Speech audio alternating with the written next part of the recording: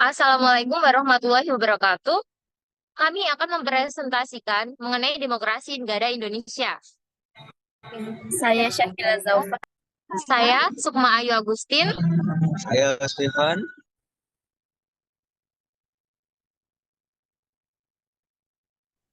Saya Firadelia. Saya Ivana Bogori.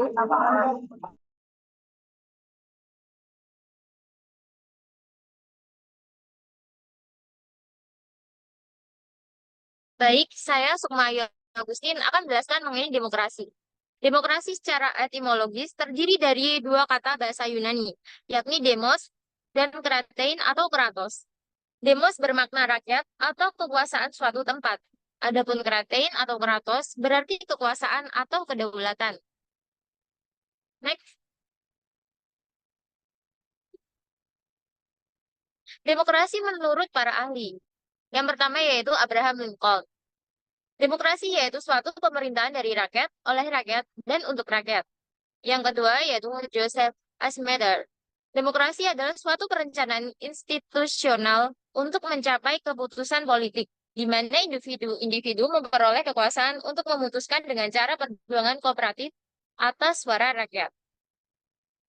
Yang ketiga yaitu Philip C. Snyder dan Terry Lincoln. Demokrasi adalah sistem pemerintahan, di mana pemerintah bertanggung jawab atas tindakan mereka di wilayah publik oleh warga negara yang bertindak secara tidak langsung melalui kompetisi dan kerjasama dengan para wakil mereka yang terpilih.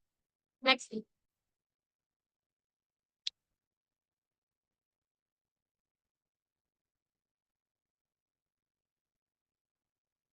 Yang keempat yaitu Aristoteles.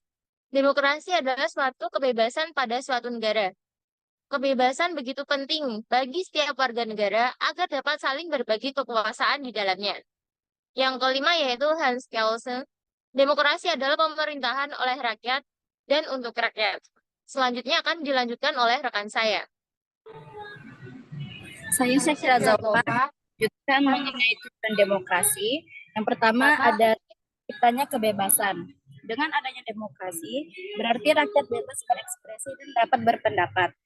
Sehingga negara yang menerapkan sistem pemerintahan ini berarti memberi kebebasan kepada seluruh rakyatnya untuk menyuarakan suara, pendapat, hingga aspirasi mereka. Yang kedua ada menciptakan keadilan, yaitu demokrasi menjamin hak-hak yang diperoleh setiap warga negara dan mengedepankan musyawarah mufakat untuk mengambil kebijakan bersama. Dengan begitu, keadilan serta ketertiban bagi rakyatnya akan tercipta. Lalu yang ketiga ada rakyat berperan dalam pemerintahan. Karena demokrasi adalah sistem pemerintahan dari, untuk, dan oleh rakyat, maka warga negara dilibatkan dalam proses menjalankan roda pemerintah dan bernegara. Dengan begitu, rakyat turut berperan aktif dalam mendorong kinerja pemerintahan. Next. Selanjutnya ada prinsip demokrasi, yaitu yang pertama, pemerintahan dari rakyat. Maksudnya bahwa suatu pemerintahan yang sah adalah pemerintahan yang memperoleh pengakuan dan dukungan sebagian besar rakyat melalui mekanisme demokrasi seperti pemilihan umum. Lalu ada pemerintahan oleh rakyat, diartikan sebagai pemerintahan yang menjalankan kekuasaan atas nama rakyat, bukan atas dorongan pribadi, elit negara maupun elit birokrasi.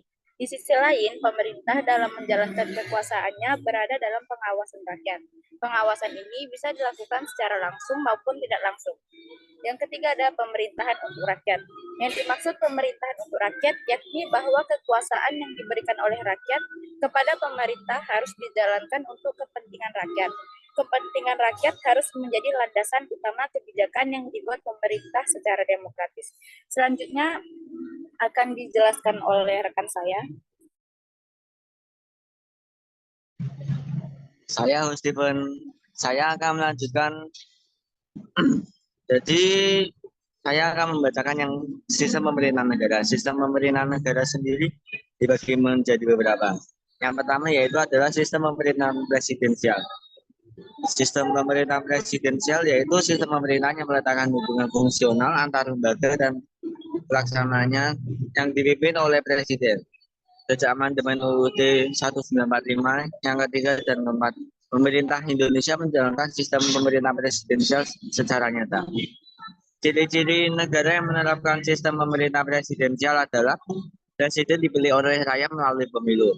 Masa presiden jabatan memiliki jangka waktu tertentu. Presiden secara bersama menjabat sebagai kepala negara dan kepala pemerintahan. Melalui jabatan tersebut, presiden mengangkat pejabat pemerintah yang lain yang terkait seperti menteri.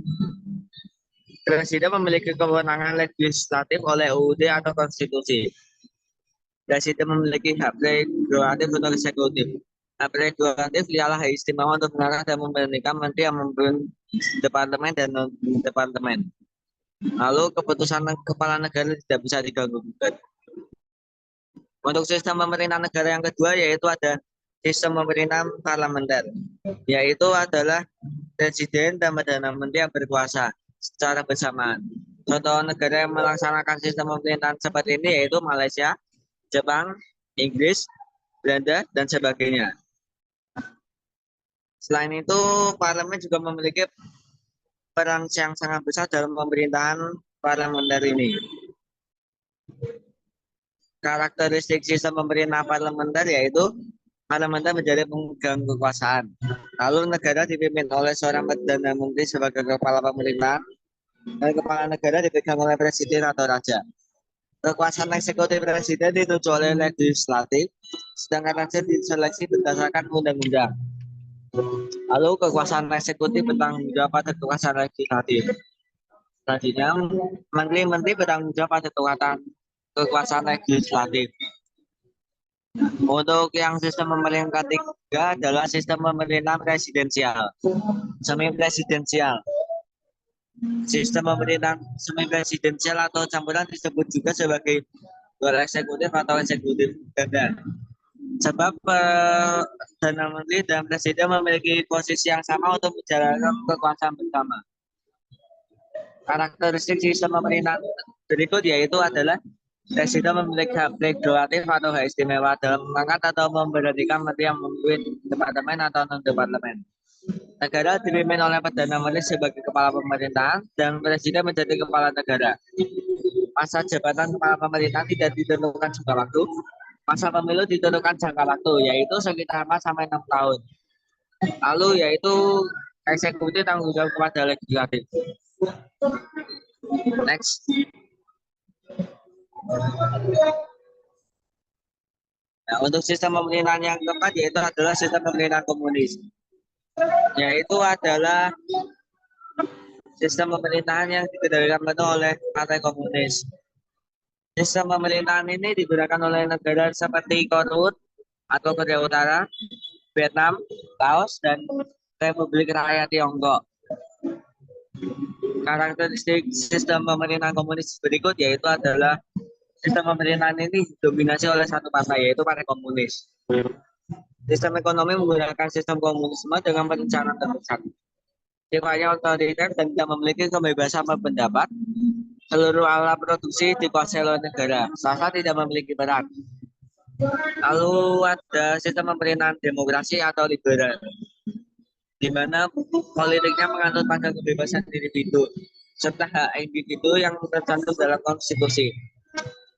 Sistem ini diterapkan oleh Amerika Serikat, Kanada, dan Britania. Berikut ini kriteria sistem pemerintahan demokrasi liberal berikut: mengutamakan kepentingan individu, terutama di lingkungan masyarakat. Agama menjadi urusan masing-masing, sebab keyakinan beragama adalah hak asasi manusia yang sifatnya sangat pribadi. Lalu mengutamakan hak asasi manusia yang berkaitan dengan individu. Yang terakhir adalah sistem pemerintahan liberal. Sistem pemerintahan liberal menganut pada asas kebebasan sebagai landasan menerapkan kebijakan. Mayoritas aktivitas pemerintahan negara ini dijalankan oleh pihak swasta. Karakteristik sistem pemerintahan liberal yaitu negara menganut asas demokrasi, wakil rakyat di pemerintahan negara dipilih oleh rakyat. Parlemen memiliki tanggung jawab besar terhadap warga negara, memiliki lembaga dalam pemerintah yang berfungsi dalam mengawasi lembaga legislatif. Lalu membuat perangkat regulasi berdasarkan pengalaman individu. Lalu selanjutnya akan dibacakan oleh teman saya.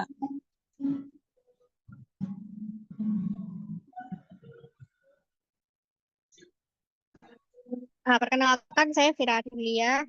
Saya akan menjelaskan tentang bentuk demokrasi. Bentuk demokrasi yang pertama adalah pemerintahan monarki, yaitu di mana dunia dikuasai dengan hukum yang timbul dari alam, seperti monarki absolut, yaitu bentuk pemerintahan di mana kekuasaan tertinggi terletak pada seorang raja yang memiliki kuasa penuh, karena tidak ada batasan hukum yang mengikat. Contohnya Arab Saudi, Brunei Darussalam, Swaziland, dan Bhutan. Yang kedua, monarki konstitusional, yaitu bentuk pemerintahan yang mana raja atau ratu merupakan kepala negara dan kekuasaannya dibatasi oleh peraturan atau undang-undang yang berlaku. Contohnya Thailand, Jepang, Inggris, Jordania, Kamboja, dan Malaysia. Yang ketiga, monarki parlemen, yaitu sistem kerajaan yang di dalam pemerintahnya terdapat parlemen atau dewan perwakilan rakyat. Contohnya Swedia, Denmark, dan Norwegia. Bentuk demokrasi yang kedua adalah pemerintahan presidensial atau republik, yaitu pemerintahan yang dijalankan oleh rakyat. Contohnya Indonesia.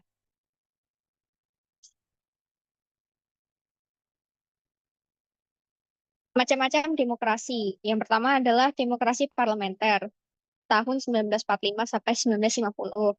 Di masa ini peranan parlemen dan partai sangatlah menonjol. Selain itu, demokrasi parlementer di Indonesia semakin kuat dengan memiliki landasan konstitusional, yaitu Undang-Undang Dasar Sementara 1949 dan 1950.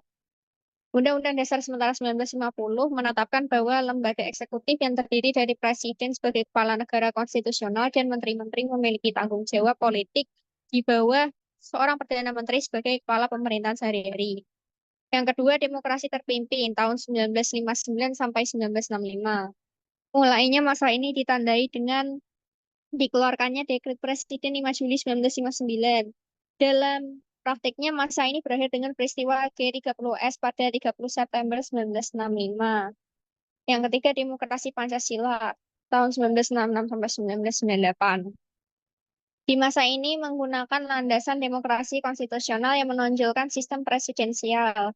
Adanya harapan mahasiswa, tokoh agama, intelektual, cendekiawan, dan sebagainya pada masa Orde Baru, Pancasila, Undang-Undang Dasar 1945, dan ketetapan Majelis Permusyawaratan Rakyat menjadi landasan formal yang berlaku di Indonesia. Dan habisnya kelompok sayap kiri karena dibantai saat G30S. Orde Baru bertujuan untuk meluruskan kembali cita-cita demokrasi Indonesia yang melenceng menjadi kediktatoran di bawah kekuasaan Presiden Soekarno selama masa demokrasi terpimpin atau Orde Lama.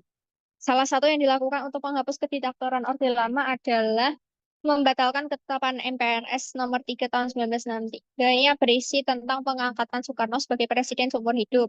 Dan jabatan presiden kemudian direvisi kembali menjadi jabatan yang elektif atau dipilih secara berkala selama satu periodenya adalah 5 tahun.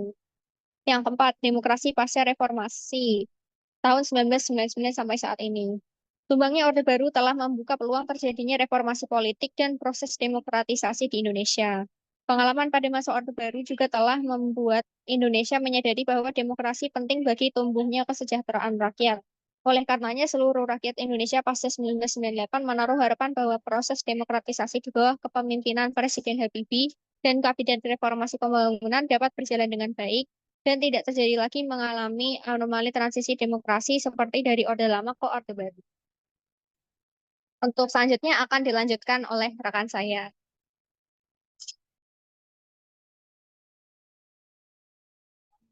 Saya Ivana Bulkois akan menjelaskan tentang ciri-ciri demokrasi.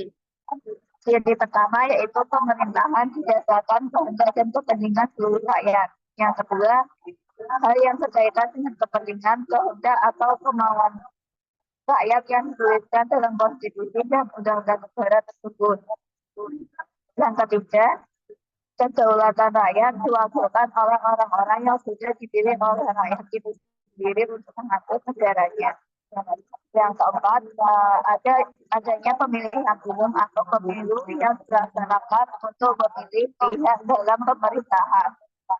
Yang kelima, partai politik menjadi media atau sarana untuk menjadi bagian dalam melaksanakan sistem demokrasi. Yang keenam, adanya pembagian dan pemisah kekuasaan. Ciri-ciri dari demokrasi yaitu adanya tanggung jawab dari pihak yang sudah dipilih untuk ikut dalam pelaksanaan suatu sistem demokrasi. Saya akan menjelaskan slide selanjutnya yaitu mengenai contoh praktik demokrasi di Indonesia. Yang pertama, diadakannya pemilu untuk memilih calon wakil rakyat yang duduk di bangku parlemen. Kemudian contoh yang kedua, rakyat ikut serta mencoblos atau memilih para wakilnya dalam pemilu. Contoh yang ketiga yaitu pembuatan undang-undang yang menjadi kebijakan dan dasar negara diwakili oleh Dewan Perwakilan Rakyat atau DPR. Sekian penjelasan dari kelompok saya. Bila ada salah-salah kata, mohon maaf dan terima kasih. Wassalamualaikum warahmatullahi wabarakatuh.